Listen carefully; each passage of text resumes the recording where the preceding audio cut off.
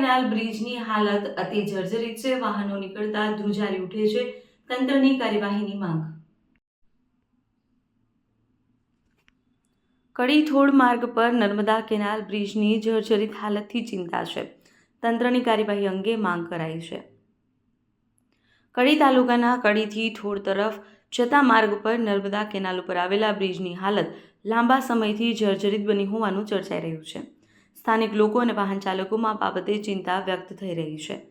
માહિતી મુજબ બ્રિજ ઉપર બનાવેલ રોડ તેમજ ફૂટપાથના કેટલાક ભાગોમાં નુકસાન દેખાઈ રહ્યું છે।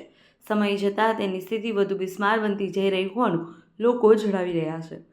આ માર્ગ પરથી રોજબરોજ મોટા અને ભારે વાહનો પસાર થતા હોવાને કારણે બ્રિજ ઉપર ધ્રુજારી અનુભવાતી હોવાની ચર્ચા પણ થઈ રહી છે, જેના કારણે વાહન ચાલકોમાં ભયની લાગણી જોવા મળી રહી છે। સ્થાનિક નાગરિકોનું કહેવું છે કે બ્રિજની હાલત વિશે ધ્યાન દોરવામાં આવે। આ સમગ્ર મામલે સંબંધિત તંત્ર દ્વારા યોગ્ય તપાસ કરી જરૂરી કાર્યવાહી કરવામાં આવે તેમજ શક્ય તેટલી વહેલી તકે બ્રિજના સમારકામ અથવા નવા નિર્માણની કામગીરી હાથ ધરવામાં આવે તેવી લોકમાં માંગ ઉઠી છે।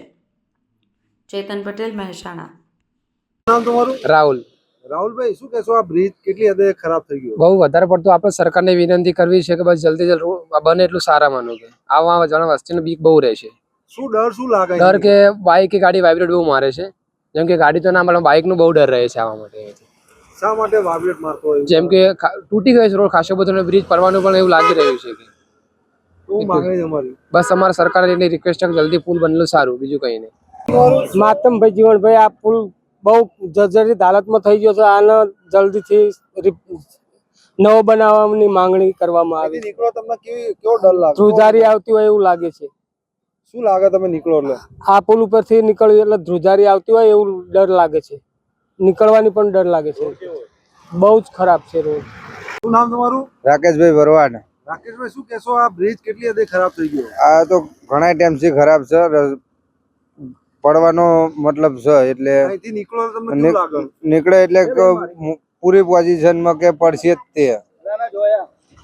ઠેઠ કડીથી થોડ લગન આ રસ્તો ખરાબ છે અને પુલ પણ પડવાની પુલી છે। શું માંગણી તમારી? બનાવો જલ્દ એટલા માટે।